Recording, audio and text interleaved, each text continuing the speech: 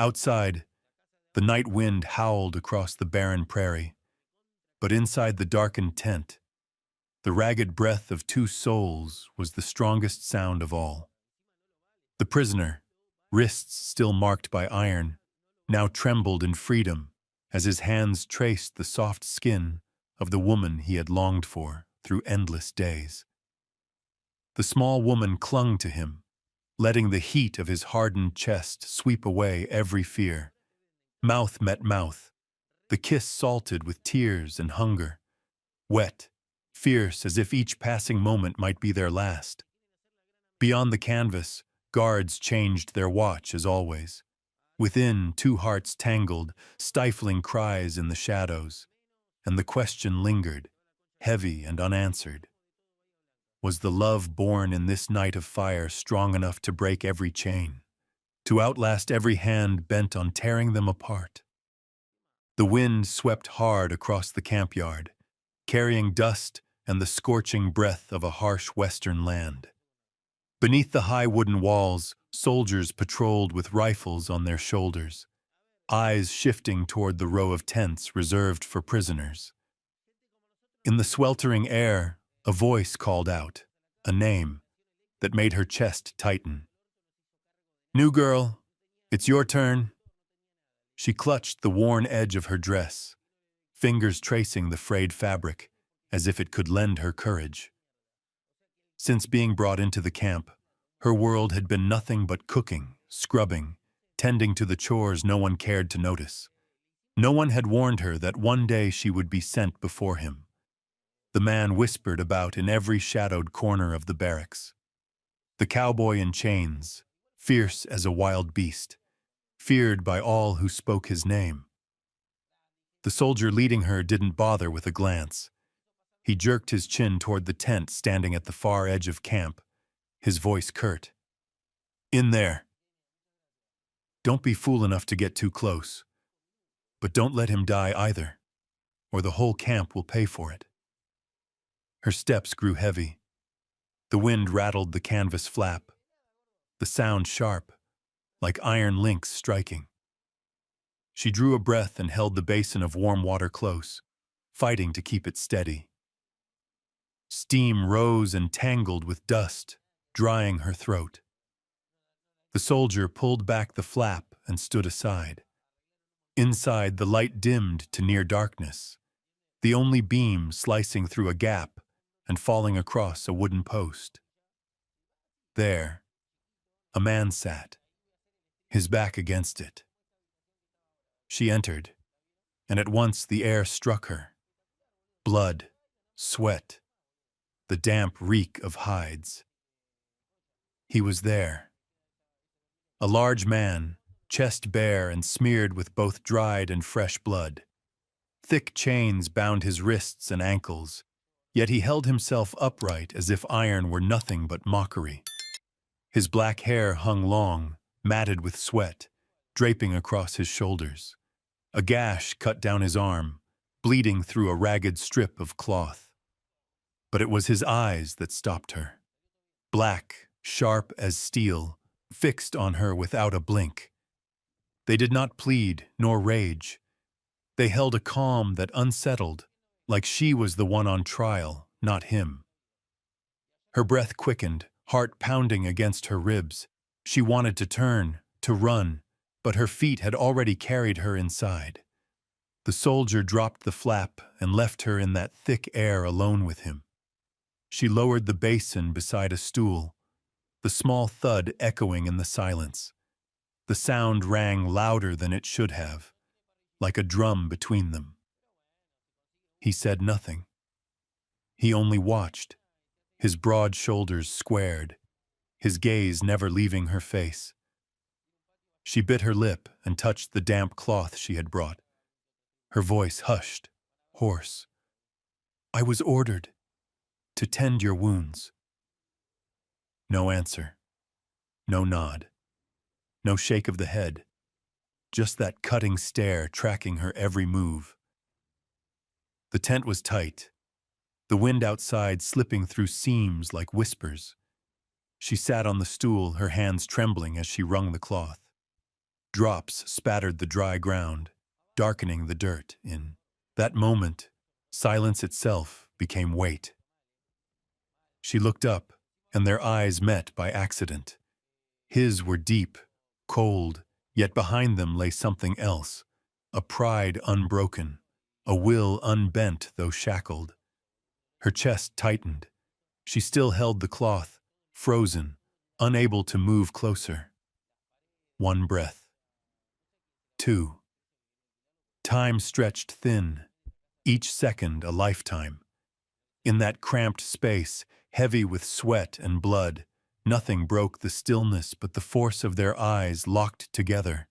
So taut, it seemed that if either shifted, the fragile balance would shatter. And she knew then. From that instant, her life would never again be the same. In that sharp moment of stillness, she knew she could not remain frozen forever.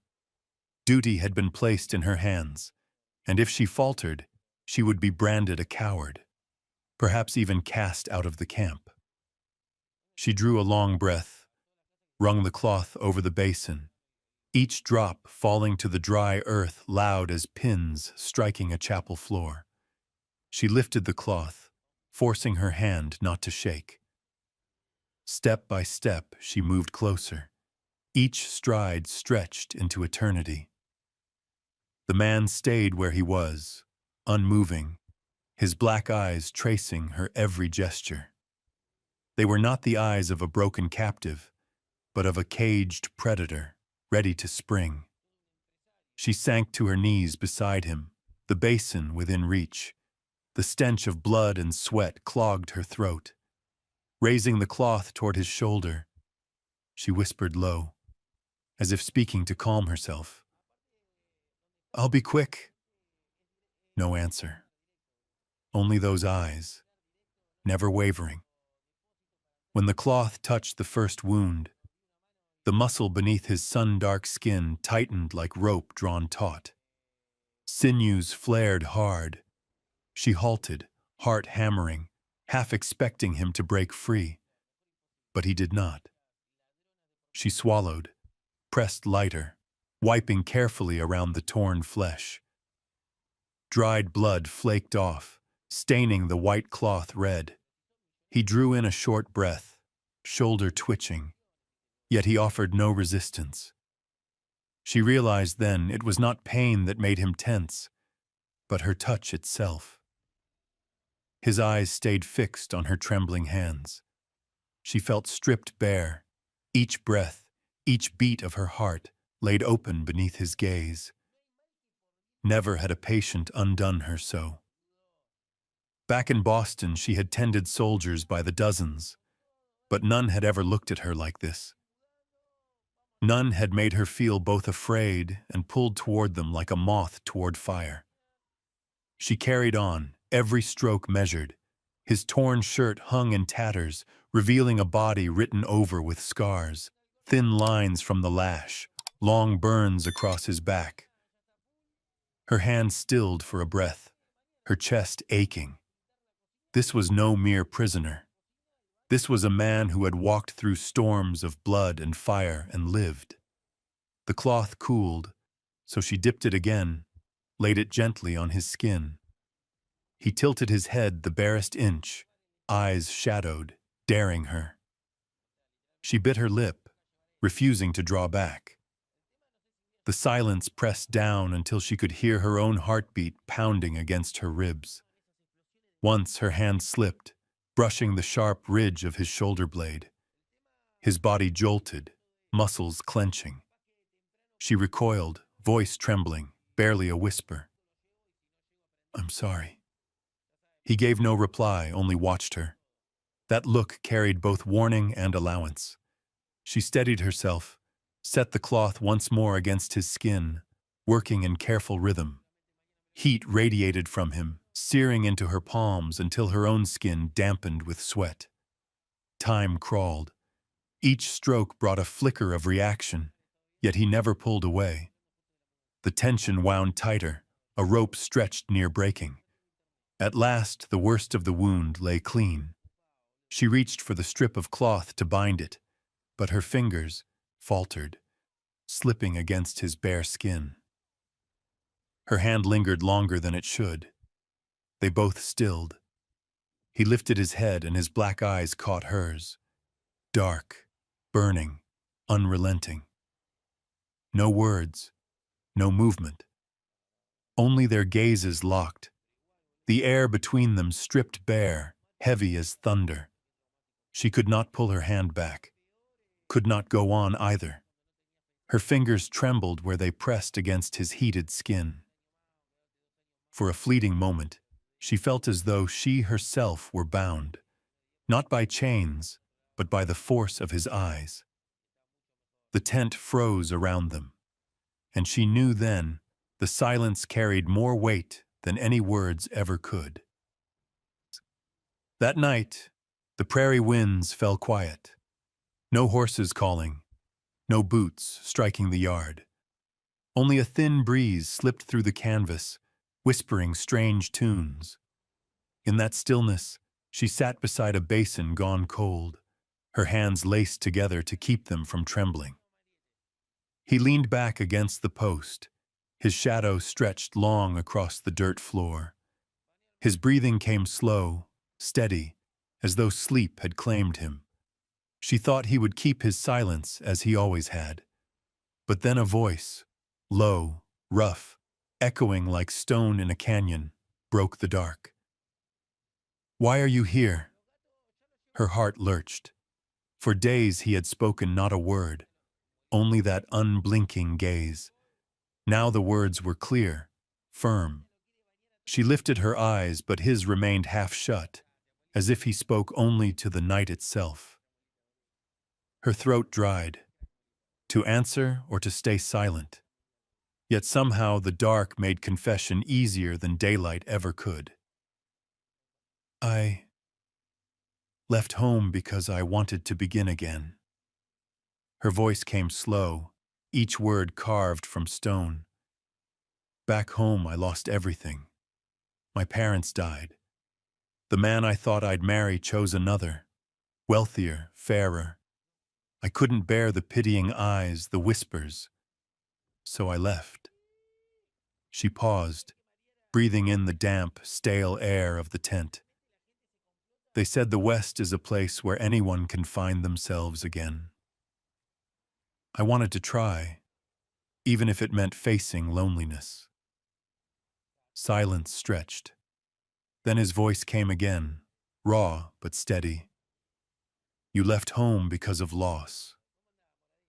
"Yes," she answered. A long pause.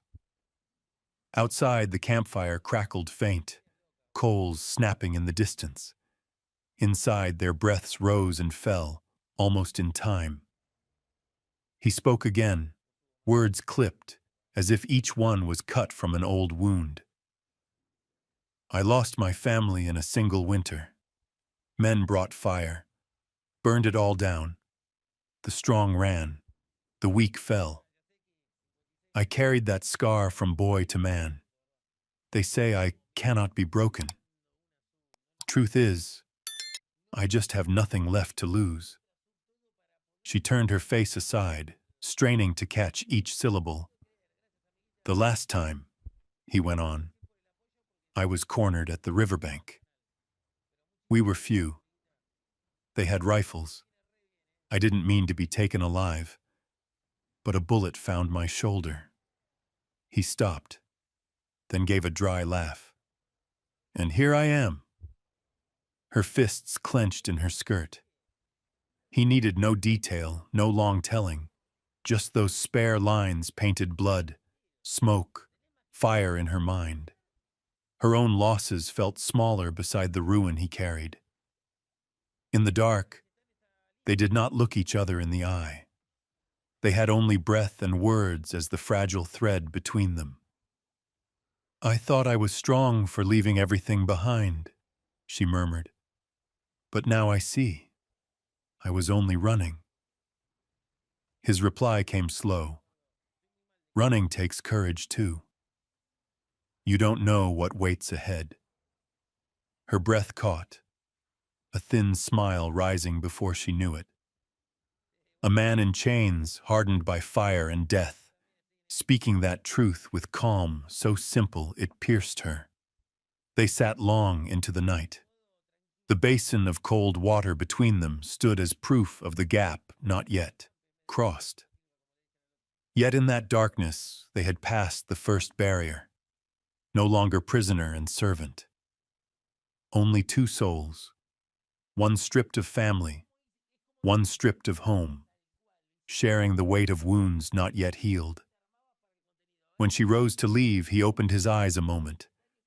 The look was no longer sharp with warning, but quiet, almost an admission. That night, lying on her narrow cot in the women's quarters, she stared at the rough beams above. In her ears, his rough voice echoed still, like a drum against her chest. And for the first time since stepping onto Western soil, she did not feel entirely alone. That morning the commander summoned her to his tent, his voice sharp, leaving no room for question. He reeks now. Blood, sweat, dust. You tend to him. Don't make the others deal with it. She bit her lip, gave a small nod. Her heart beat quicker than usual as she carried the basin of warm water back toward the lone tent at the edge of camp. Steam curled above the rim, mingling with the morning grit in the wind. Each step seemed heavier, for she knew this day was not like the others. Today she would not just bind wounds, she would touch what was bare, what was private in a man. The canvas flap lifted. Inside, the air pressed thick, rank with the smell of dried blood. He sat as always, back to the post, eyes open, watching. That calm stare, stripped of fear or expectation, was challenge enough.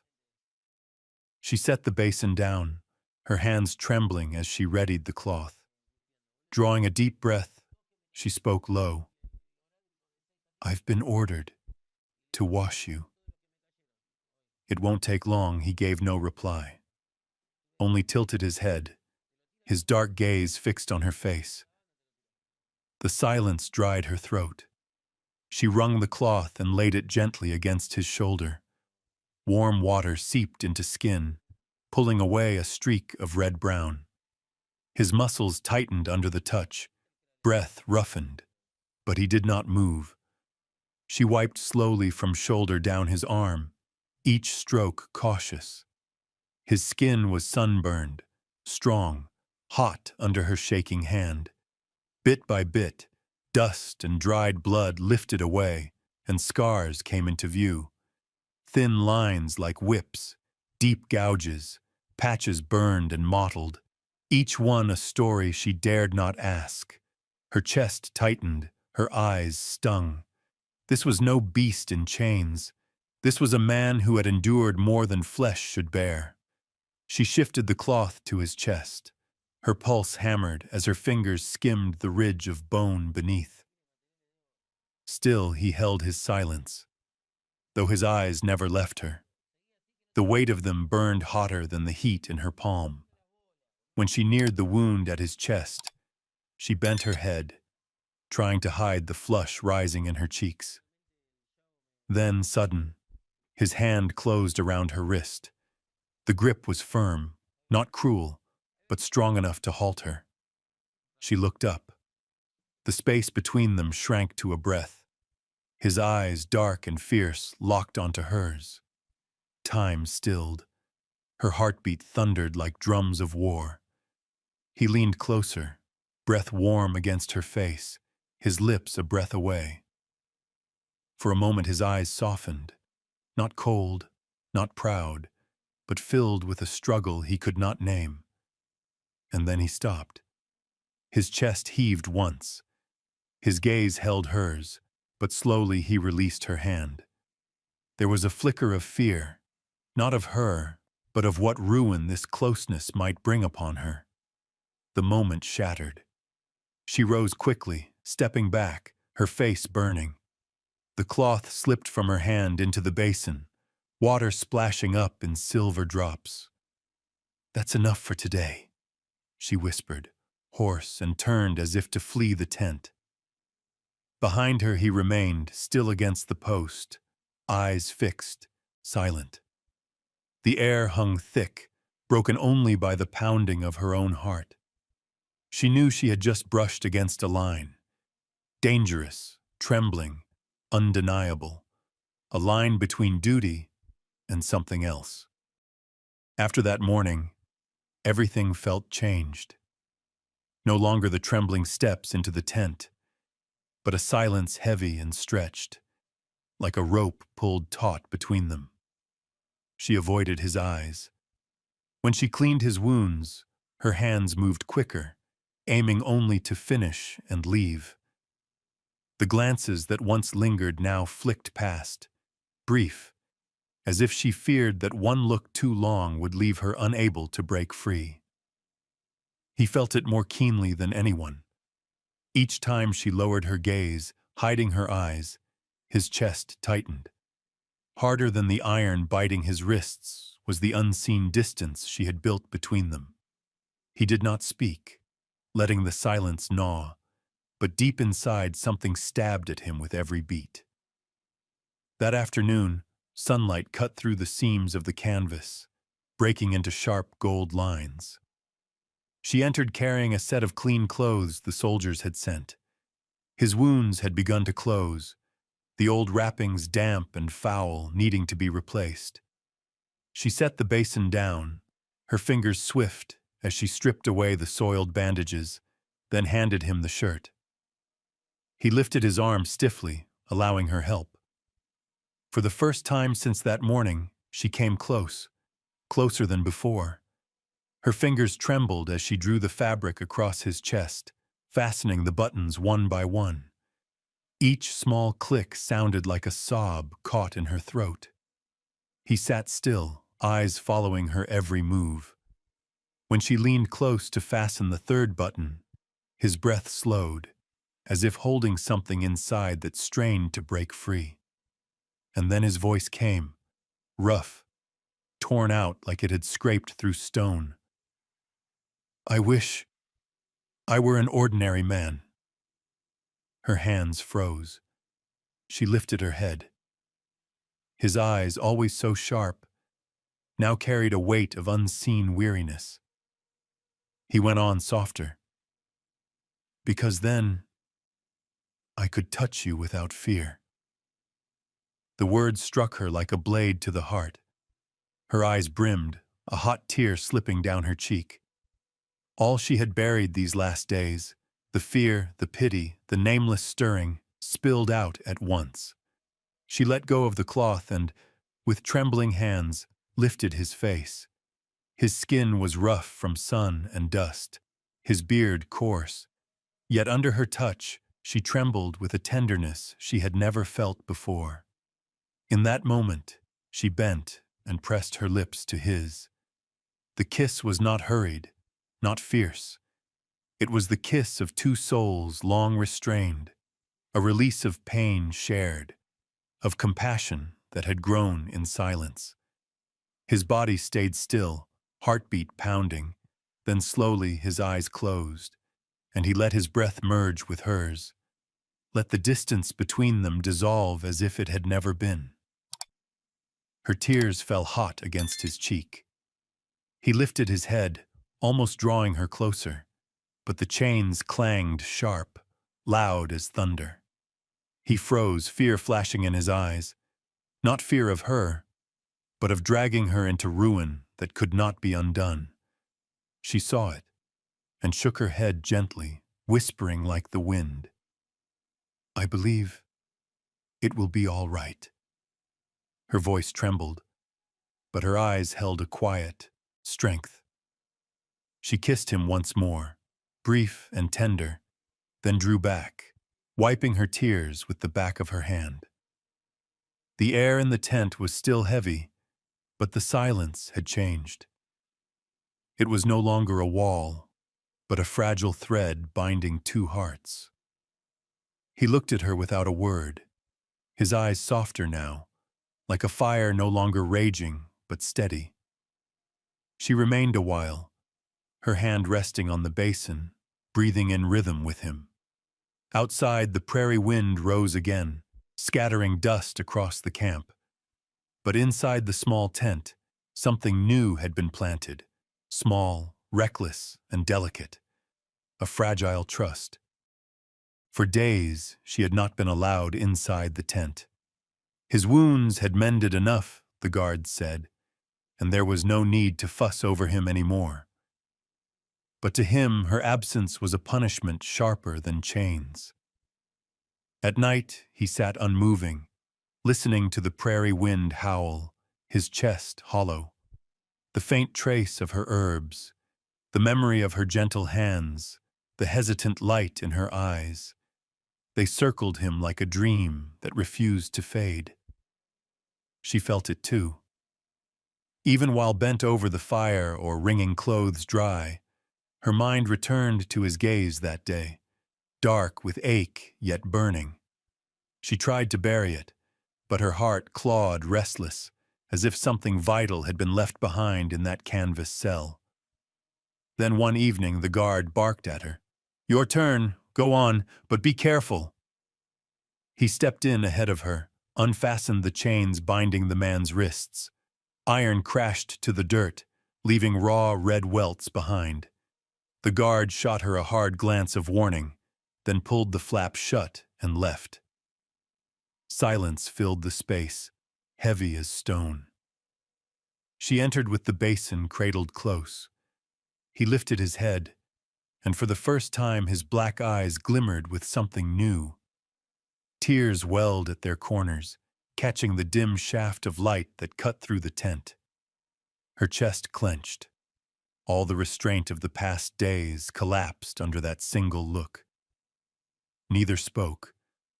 Only her pounding heart and his ragged breath broke the stillness. Then, as if drawn by a cord unseen, she let the basin fall and crossed to him. His arms were free at last. They closed around her, pulling her tight against his chest. She trembled, caught between fear and a hunger long denied. The old tang of blood had faded. All that remained was the heat of his body, overwhelming, consuming. She raised her face. They were so close now, their breaths tangled, their eyes locking without barrier, without pretense. The strain of silence gave way to longing. He bent to her. The kiss struck sudden, without hesitation this time. His lips rough, trembling, yet desperate. She yielded, tears dampening her cheeks as her mouth met his. The world shattered into fire. They sank onto the rough blanket spread beneath them. The chains still clung at his ankles, rattling sharp, a reminder of danger beyond. That sound only made them cling tighter, stifling the cries that pressed at their throats. Fear of discovery, the echo of boots outside. These only sharpened their need, driving them deeper into one another. His hand shook as it slid through her hair, down the narrow line of her back. She pressed her cheek to his chest, his heartbeat hammering as wild as her own. In their ragged breaths, in the fire that consumed restraint, they found each other wholly. That night, they gave all they had, trembling, fierce, reckless. Every touch, every kiss bore the weight of days starved of closeness. When at last the storm eased, she lay within the circle of his arms, their breathing still uneven, their hearts still pounding. Outside, the guards shifted, boots marching steady on the packed dirt. But inside, another world had been born. Just two souls, their rhythms joined. He bent to her ear, his voice rough, hushed. For the first time, I don't feel the chains. Her hands clutched at his shirt, tears spilling again as she whispered back. And for the first time, I feel free. When the night drew shut and their breaths had eased, She knew she had to leave before the guards changed shifts. She rose, straightened her dress, smoothed her tangled hair. Her heart still thundered. Her hands trembled, but her face forced calm. He sat where he was, hands loose on his knees, eyes following every small movement she made. When she stepped out and pulled the flap closed behind her, he remained unmoving, letting the dark fold over him. In his chest lingered the sense of something he had touched. Her breath, her arms, her kiss. Yet with the canvas shut, it all turned distant again, fragile as a dream easily broken. From that night on, he knew he could not return to silence.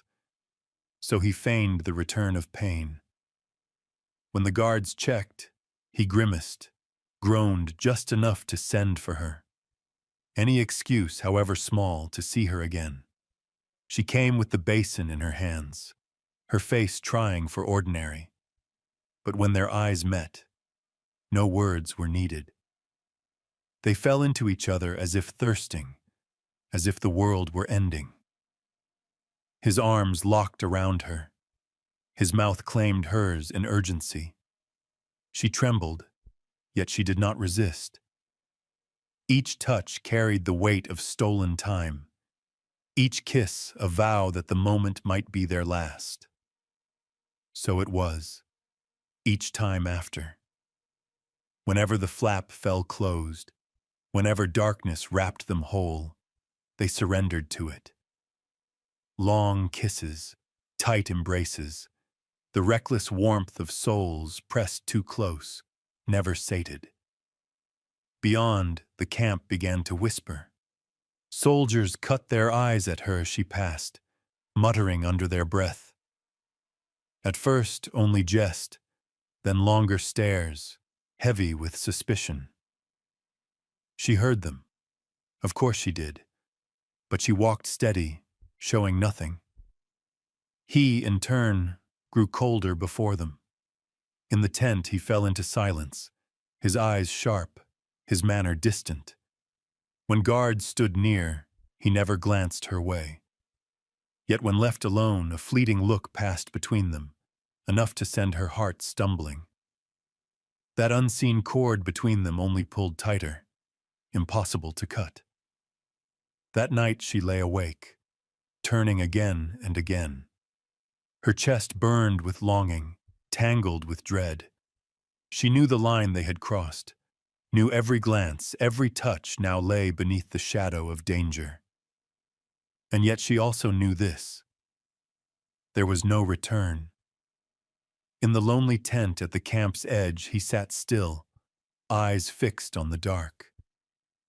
His wrists still bore the mark of chains, but his heart, for the first time, felt free. And that freedom bore the face of a woman, one who had chosen to stand beside him, if only in fleeting, fragile hours. The news came on a sweltering afternoon. She was bent over the basin, rinsing blood-stained bandages, when the guards muttered to each other. Day after tomorrow, he's being moved. Farther out, locked down tighter. Might be no one ever sees him again. Her hand froze. The cloth slipped from her grip and sank into the basin with a dull splash. The sound struck like thunder in her ears. Her chest clenched, breath caught sharp. She knew if they took him away, it would be to a darkness with no return. Chains would kill him, slow but certain. That day she entered the tent on trembling legs. He lifted his head, eyes quiet, as if the news had already reached him. She set the basin down, then sank beside him. The air pressed thick, broken only by the mingled rhythm of their breathing. He reached out, iron clinking, and brushed her hand. A small gesture, yet it sent a tremor through her whole body. She gave in and collapsed against his chest, her arms clutching him tight.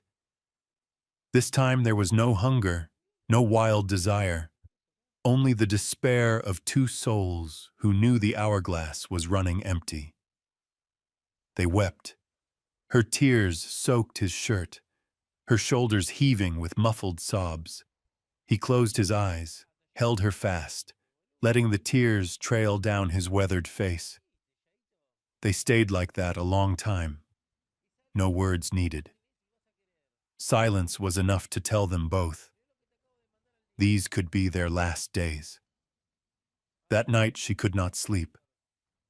She turned on her narrow cot, the sound of boots changing guard outside gnawing at her. Duty had held her here all this time, through scornful looks and harsh orders. But now duty demanded this. Stand by while they carried him away to vanish forever. She curled onto her side, clutching her chest, breath ragged. Each time her eyes closed, she saw his, the eyes of a man who had endured, who had borne chains and silence, and now feared only the loss of the rarest thing he had found, trust and love. She knew if she chose duty, she would live, but she would live hollow, a shell. If she chose him, the cost would be everything, her name, her standing, even her life. In the dark, she pressed her face to the pillow, whispering words no one else could hear. I cannot let you disappear. The choice had been carved deep in her heart. She wiped her tears, rose from her cot, her body trembling but her will set. Tomorrow night, when the guards thinned and shadows grew long, she would do the unthinkable. She would set him free. That night, the camp lay under a thick quilt of darkness. A young moon hung low, casting pale silver over the high wooden walls and the cold barrels of rifles carried by guards changing watch. The air was heavy, so still that even the chirp of insects in the grass cut sharp. She sat in the narrow quarters set aside for servants, eyes fixed on the key hidden in her sleeve. Her body trembled still. That morning, when she brought food to the armory guards, she had dropped a spoon on purpose, bending low, her hand sliding the key from his belt. One careless glance and she would have paid dearly, but luck was with her. He only chuckled and turned away. Now the stolen key was her single hope. She bound a scarf tight around her waist, tucked the key beneath, then slipped out. Moonlight lit the dirt path leading to his tent. She walked slow, her breath steady, as if nothing more than fetching water. But her heart pounded so loud, she feared the guards would hear. One sat slumped at his post, head sagging over the rifle laid across his knees. The reek of whiskey rose from the jug beside him. She held her breath, passed by as if blind. He muttered, shifted, then sagged again into drunken sleep. She pulled the flap aside and stepped in. He lifted his head, eyes flashing in the dark. When he saw her, the look was no longer only surprise. It carried the desperate light of faith, as though hope had been sparked anew. She raised a finger to her lips. Kneeling, she drew out the key. Metal-scraped chain, soft but thunderous in the hush. He leaned forward to shield her as she worked the lock. A faint click, and the iron fell to the ground. They stared at each other. She whispered, her voice shaking. We must go. Now he did not ask, did not falter. His rough hand closed over hers, steady, as if to say, from this moment, every step together. They slipped out beneath the wide sky. Moonlight lit every post, every gun. They moved close to the shadows of tents, far from the lantern glow at the yard. Her chest hammered, her breath caught tight between her teeth. A patrol passed. They pressed themselves against the wall of the grain store, holding still, so still she could hear the rush of blood in her ears. His hand gripped hers, warm breath brushing her cheek. Only when the steps faded did she dare release a breath. They crept on, hugging the fence line. At one corner the wood had rotted through, leaving a gap wide enough. He bent, pushed the plank. It groaned but held. She slipped through, then turned to draw him after. The shackles at his ankles snagged, iron clinking faint, but he set his jaw and hauled himself through. The sound was swallowed by the wind. Beyond the wall stretched the prairie, endless. Grass bent in waves beneath the night breeze, the moon pouring silver across the land. She gripped his hand, her small fingers swallowed in his scarred palm. They met each other's eyes, no words, no need. Only one path lay open, flee into the night, never looking back. They ran, not loud, not reckless, but swift, hearts hammering in unison. Each bark of a dog in the distance, each rattle from the gates made her throat seize. Yet his hand never left hers, steadying, promising without words that they would make it. When at last the camp was far behind, they dropped beneath a line of scrub trees. Breath tore in and out, bodies shaking. She leaned against his shoulder, trembling, her eyes wide, shining as if seeing the sky for the first time. His hand brushed her hair, his dark eyes lit with a glimmer caught by moonlight. They did not speak. They sat, hearts beating against the wind, knowing that everything had shifted. This night they were no longer prisoner and servant. They were fugitives, two souls bound together by their first taste of freedom. They walked on and on, never looking back. That first night after slipping the camp, they kept to the cover of brush, steering clear of the beaten trails. The moon broke apart into shards of silver across the grassland, lighting the shadows of two fugitives. He led, her hand clasped tight in his. She followed, shoes worn thin, feet caked in mud, yet not once did she complain. On the second day the sun burned merciless, skin blistering beneath it. Their lips cracked, throats parched, but still they pressed forward. For behind them patrols to their trail, each rustle in the grass, each breath of wind sent their hearts racing. By the third day their legs numbed. More than once she stumbled, sinking to her knees, but he caught her, lifted her, bore her forward. At last, when strength had bled dry, they stopped at a stream cutting through the low hills. Water whispered over stone, trees leaned close, and no soul stirred nearby.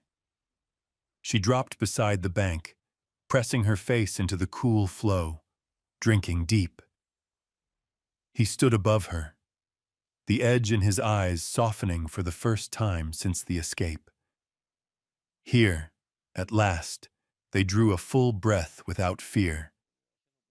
They chose to stay. The next morning he cut timber from the woods, calloused hands gripping the borrowed axe he had bartered off a lone homestead. She went from door to door of scattered cabins, knocking with a timid smile. Some eyed her with suspicion, yet when they met her dark, quiet eyes, they could not turn her away. A hammer here, a pouch of nails, a sack of flour. So they built a cabin. Rough-hewn but solid. Logs stacked tight, roof patched with bark and leaves. Each strike of the hammer echoed through the hollow, the sound of a heartbeat pounding new life into their shelter. She spread old cloth across the floor, set a rickety table in the corner, a gift from a kindly neighbor. Those first weeks were hard. Meals were nothing but river fish and wild greens. She cleaned and roasted them over coals. He sat close, watching as though the simple fare were a feast. Some families from nearby took pity, bringing flour, a pinch of salt. She mixed it with fish, baked rough cakes, placed them in his hands. He ate quietly, no words, but his eyes glimmered with warmth. Each day they worked side by side. At dawn he went for wood. She fetched water from the stream. By dusk they mended the roof, swept the cabin floor. At night they sat by the fire, trading a few murmured words or resting in silence. Crickets sang. Fire popped. Their breaths rose and fell together, steady and sure. One night she gazed out into the dark and whispered, "Have we truly escaped?" He did not answer at once. His eyes roamed the roof beams, then fell upon her narrow shoulders trembling in the firelight. His hand closed gently over hers. A single nod. No words, but enough. And so the days passed. The small cabin by the stream became a home. No riches, no safety, certain, but a place where they could breathe, where they could smile, where they could clasp hands without the weight of judgment. In the harshness of the wild, they had found a freedom true and lasting. One early winter morning, he carried a bundle of fish and a few pelts down to town to trade for salt. Inside the exchange house, the usual murmur stilled.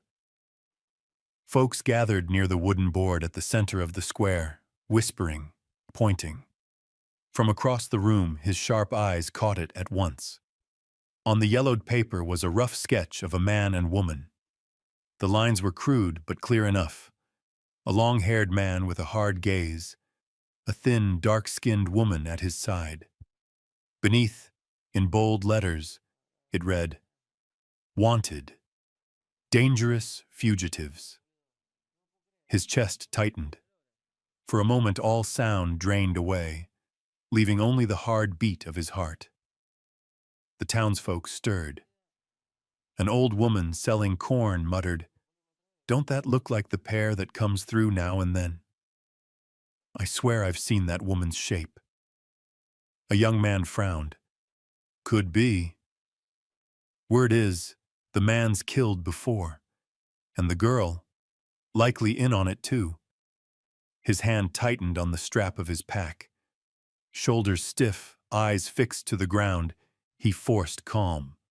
Yet inside he counted his moves. If anyone stepped forward to claim him, he'd walk out then and there, never look back. But the shopkeeper, an older man with gray streaking his hair, eyes still bright, cleared his throat and spoke loud enough for all to hear. "Sketches don't mean truth. Plenty of faces out here look the same. What good does it do pointing fingers without proof?"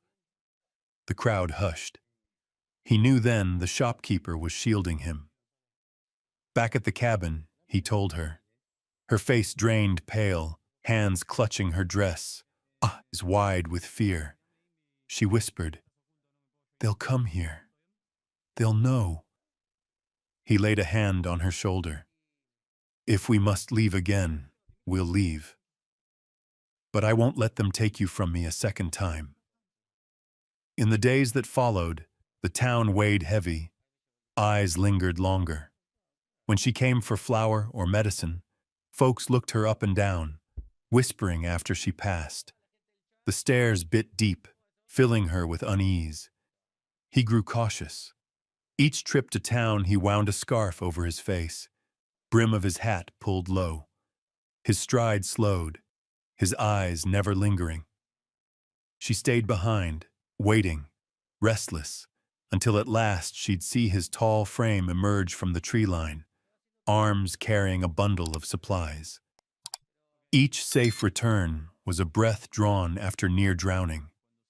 Each time reminded them how fragile their freedom truly was. That night, by the fire, she clutched his hand, her own trembling. Will we always live like this? Hiding, afraid? He was silent for a long while. At last he answered, low, maybe. But I'd rather live this way than go back to chains. More than that, I won't lose you. She rested her head against his shoulder, tears falling, though her lips curved faintly. For in all the danger, in all the doubt outside, here in his arms she knew, she was chosen, she was loved. And so they went on. The townsfolk kept their silence. The poster stayed nailed to the weathered board. Yet, in the small houses along the valley, some began to nod when passing him. Some mothers pressed an extra loaf into her hands when she came to teach their children letters. Quiet gestures of mercy, small but steady. Each time he left for town, he wrapped himself well, face hidden. But in his eyes, returning home, there glimmered a quiet pride. The world might call them fugitives, but here and there, among the wary and the kind, they had been seen for what they were, no longer prisoners, no longer shadows bound in chains. The seasons turned, and the small cabin by the stream no longer looked as it had in those first days. No longer just four rough-hewn walls thrown together in haste. Its roof now lay thick with leaves. The porch fronted by a bench where she often sat to mend clothes or lay linens out to dry in the late sun. Around it stretched a garden wrestled from bare ground. Carrots pushing up their green tufts, cabbages curling pale leaves, rows of young corn swaying in the wind. The fire inside almost never went out. In the mornings he built the coals, setting a kettle so she might steep tea. In the evenings she set a pot of soup, the scent of broth and herbs mingling with the warm smoke. That fire was more than a hearth. It was the heart of their home, a flame that bound two wandering souls into a family. She found her place among the scattered folk of the valley by teaching their children letters. Sun-browned, bright-eyed farm children gathered in the cabin, clutching chalk, sounding out words on a rough plank board. Their laughter filled the room like the chatter of sparrows. In return, their parents brought gifts, cornbread, a jug of milk, a handful of apples red as embers. Small offerings, but enough to ease the burden of survival, and more than that, enough to show trust. He kept to the woods and streams. Each dawn he carried a bow he had carved from supple wood, hunting rabbit or bringing back trout gleaming from the current. Some days he walked to town with pelts or fish to trade for salt, flour, needles. At first, townsfolk watched him warily. A weather-dark man, silent and unknown. But over time, through honest trades and a steady gaze, they grew used to him. Some even nodded in greeting. Life was never easy. Storms toppled young crops. Winter nights froze the cabin until they huddled close, sharing one blanket to keep the cold at bay. At times, food ran so thin their meals were nothing but wild greens and a bit of dried fish. Yet they never let go of each other's hands. Whenever hardship struck, they looked into one another's eyes, held tight, and knew, so long as they had each other, they could endure. One evening, with the sun falling low behind the ridge, she sat on the porch, stitching a frayed sleeve. The children had just left after their lessons, their laughter still echoing faint on the wind. He came back from the woods, a bundle of firewood slung across his shoulder. He set it down, looked at her, and smiled. Simple, wordless. That smile told her every struggle had been worth it. Night fell. The cabin glowed with firelight, their shadows dancing across the wooden walls. They sat side by side, hand in hand, savoring nothing more than the nearness of the other. Sometimes she leaned against his shoulder, and he drew her closer still, as if the world outside might steal what they had built. No words were needed. A look, a touch, the fire between them said it all. They had found their home. Once, watching the flames, she whispered, "We don't have all we might, but I've never known such happiness." He turned, eyes black and steady in the fire's glow. His rough hand closed over hers. He gave no speech, only a nod. But in that look lay every promise a man could give a woman. Free now from chains, from commands barked in cold camps, from the sting of judgmental eyes, they had found not just freedom, but love. A love unshackled, unquestioned, beyond the reach of any hand that might try to tear it apart. And so, in a cabin by the stream, with green rows of crops outside and firelight within, two once lost souls built a home. Their life was never plentiful, yet it was full, with trust, with warmth, with a bond unbroken. Freedom sometimes comes by the hardest roads, and love, once it has survived chains and fear, becomes a strength no one can take away. That winter struck harder than any before. Snow weighed heavy on the eaves, the stream lay frozen, and the wind howled as if it meant to rip their small cabin apart. They huddled close by the fire, counting each stick of wood, each handful of flour traded from town. Yet in those harsh days, a quiet miracle grew inside her. She knew she carried life one morning when her body weakened, her steps dragged, and waves of sickness rose without reason. At first she kept it from him, telling herself it was hunger or the cold. But when her hand pressed her belly, she felt the truth. Something small, something new was stirring there. That evening, as he came from the woods with a heavy bundle of wood across his shoulders, she stepped out, gripping her dress tight, her heart pounding. In the glow of firelight, she whispered, trembling, "We are going to have a child." He froze. His dark eyes widened, then softened, like a lake after wind. The wood dropped from his arms as he gathered her into him. He spoke no word, yet the tears running down his scarred face told all. The months that followed were both cruel and full of hope. He hunted farther, brought back dried meat, corn, herbs from distant farms. Each trip, he wrapped his face so none might know him. Yet she trembled until he returned, weary but alive, his eyes alight with triumph. She stayed home, planting more, teaching children to trade for milk and cloth. When the valley folk learned she carried a child, they came quietly with gifts. Herbs wrapped in cloth, a few chicks to raise, an extra jug of milk. They said little, but the warmth in their eyes eased her fear. When spring came and grass greened the valley, her time drew near. Inside the cabin she labored, sweat streaming, cries muffled against the wooden walls. He knelt beside her, his large hands trembling, helpless against the storm that tore through her body. Rain drummed steady on the roof, and the night stretched endless. She bit her lip until it bled, clung to his hand until his skin split. He wiped her brow, whispered broken words he never thought himself capable of. And then, between wind and rain, a cry cut the night, sharp, bright, undeniable.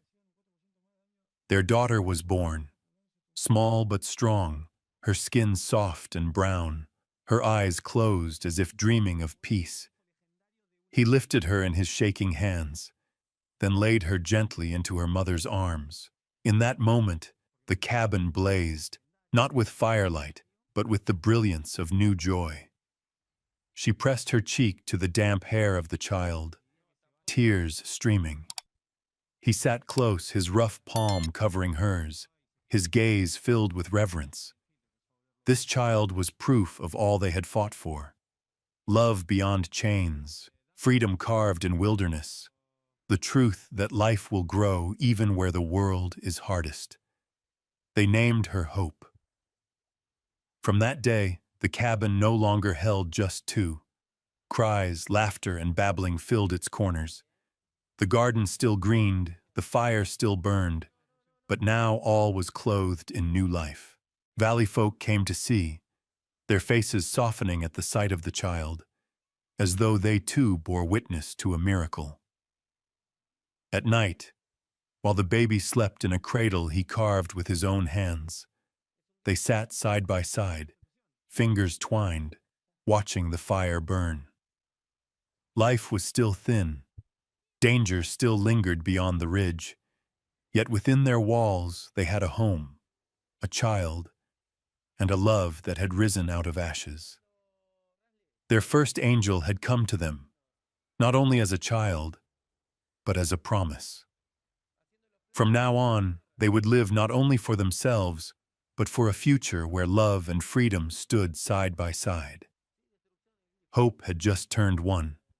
She tottered her first steps across the damp grass before the cabin porch, tiny feet leaving marks in the dew. Her mother hurried close, arms outstretched, to catch her when she wobbled, while he sat nearby, his eyes gentler than any flame that had ever burned inside the cabin. Yet even as Hope's laughter rang through the valley, both knew one truth. This place was no longer safe.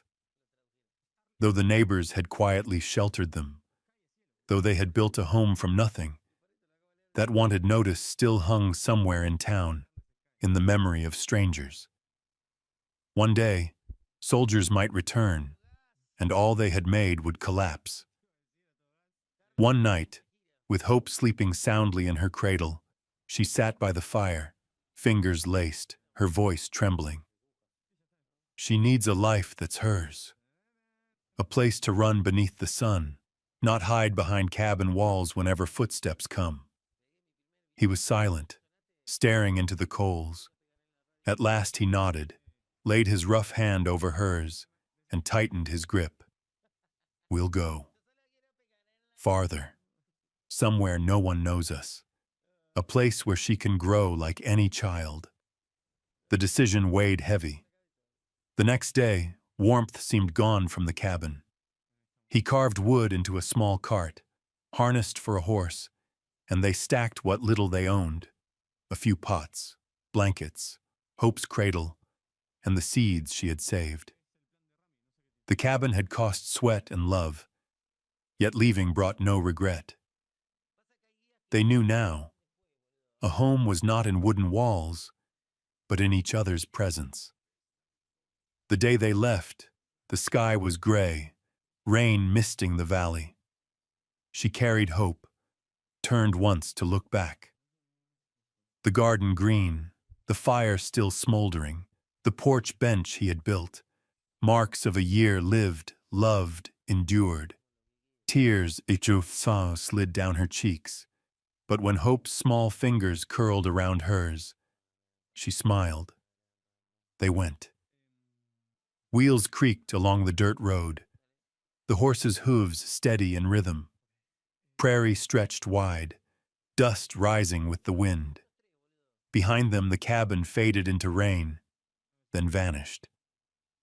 Ahead, the road opened, strange, perilous, yet full of hope. For days they crossed hills and forests, following the stream. Some nights they slept beneath stars, only one blanket pulled over the three of them. Sometimes they stopped in small villages, trading dried meat for bread or water. Folks looked curious, but seeing his steady gaze and her quiet smile, they asked no questions. Hope grew on the road, laughing even in hardship, babbling as she slept in her parents' arms. Her laughter lit their weary days. Once, when the cart passed through a field of wildflowers, she set Hope down among the blooms. The child stumbled through gold petals, and for a moment the three of them laughed as though no shadow had ever touched their lives. After many weeks, they reached a distant valley, hemmed by blue mountains. Few people lived there, only scattered cabins by a river. No one knew their names. No one matched their faces to the faded notice long forgotten. They built again, a cabin smaller than the last, rough but steady. When the first fire blazed in its hearth, when hope crawled across the new floor and laughed, they knew this was a beginning. That night, with hope asleep, he sat on the porch, eyes lifted to a sky heavy with stars. She came out, laying a blanket across his shoulders. They sat long, saying nothing. Only breath mingled, and peace at last. "We've come far," she whispered, "and we'll go farther still. But wherever you are, wherever our child is, that's home." He turned, eyes dark but glimmering with light. He kissed her work-worn hands. In that moment both knew their journey was not flight alone. It was the search for a true beginning. Hope would grow without knowing chains or fear, only knowing that her parents had chosen love over duty. And from that choice a family had been born, in wilderness, in freedom. The old cabin would crumble with wind and rain, forgotten. But their story lived on, not on a wanted notice, but in each of Hope's steps, each of her bright laughs in the new valley. Their tale did not end with gunfire, nor in storms of vengeance. It ended with a child's cry, with laughter ringing through a hidden valley. From two souls once bound in chains, life had risen, freedom found, love kept. To many, such a life might seem bare, no riches, no acclaim. Yet to them, it was everything. Each dawn, watching their child run in sunlight. Each night, sitting by the fire, knowing the other's hand was still there. That was a life complete. This story, in the end, is not only of fugitives on the run. It is proof of something all hearts crave: to live true, to be loved, to find peace in another's arms. At any age we long for the same, not grandeur, but a fire, a hand to hold, a place to return. Perhaps, hearing this tale, some of you remember your own youth, years when storms came, when loss struck, yet you walked on, seeking a home. For love, if kept with patience, burns like a fire that never dies. We hope this story leaves you with warmth, with a quiet pause to reflect. If it brings back memories of your own, of a partner's hand, of nights beside the fire in a small home, please share them in the comments. And don't forget to press like, subscribe, and ring the bell to join us on more journeys through these Wild West love stories.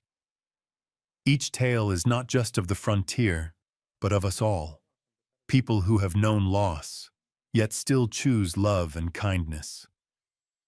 Thank you, dear friends, especially those who have weathered long roads of your own, for staying with us to the end.